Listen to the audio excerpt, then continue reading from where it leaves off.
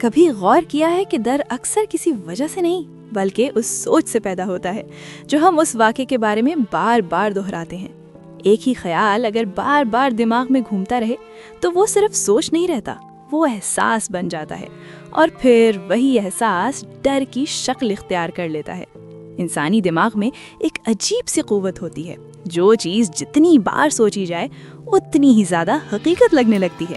جب ہم کسی خطرے کو بار بار ذہن میں دہراتے ہیں، چاہے وہ خطرہ اصل میں موجود ہو یا نہیں، دماغ اسے دھیرے دھیرے سچ مان لیتا ہے، اور یہیں سے ڈر مضبوط ہوتا ہے۔ سوچ کا تکرار ڈر کی بنیاد کو گہرا کر دیتا ہے، بلا کسی اصل وجہ کے۔ دماغ اور جسم ایک دوسرے سے جدا نہیں ہوتے۔ جب ہم ڈر والی سوچوں کو برقرار رکھتے ہیں تو جسم بھی اسے محسوس کرنے لگتا ہے۔ تیز دھڑکن، بے چین سانس اور ایک بے نام سی گھبراہٹ۔ اس طرح سوچ صرف ذہنی نہیں رہتی بلکہ جسمانی بن جاتی ہے، اور جب جسم بھی ڈر کو مان لیتا ہے تو ڈر اور زیادہ حقیقت لگنے لگتا ہے۔ ہم دن بھر خود سے باتیں کرتے رہتے ہیں، لیکن زیادہ تر بنا سنے۔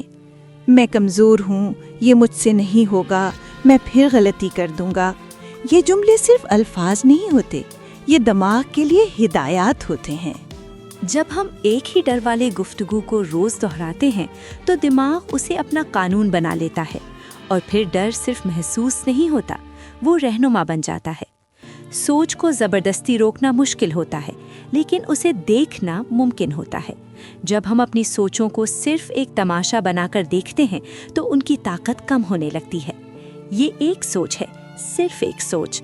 ہر سوچ سچ نہیں ہوتی۔ جب یہ سمجھ پیدا ہو جاتی ہے تو ڈر اپنی پکڑ دھیرے دھیرے چھوڑ دیتا ہے۔ سوچ بدلتی ہے، ڈر بھی بدلنے لگتا ہے۔ یاد رکھیے، ڈر کی سب سے گہری جڑ آپ کے باہر نہیں ہوتی بلکہ آپ کے اندر چلتی ہوئی سوچوں میں ہوتی ہے۔ اگر سوچ بدل جائے تو ڈر کا اثر بھی بدل جاتا ہے۔ اگلی دفعہ جب ڈر محسوس ہو تو پہلے اپنی سوچ سنیے گا، شاید اسی سوچ کے بیچ ڈر کمزور ہونا شروع ہو جائے۔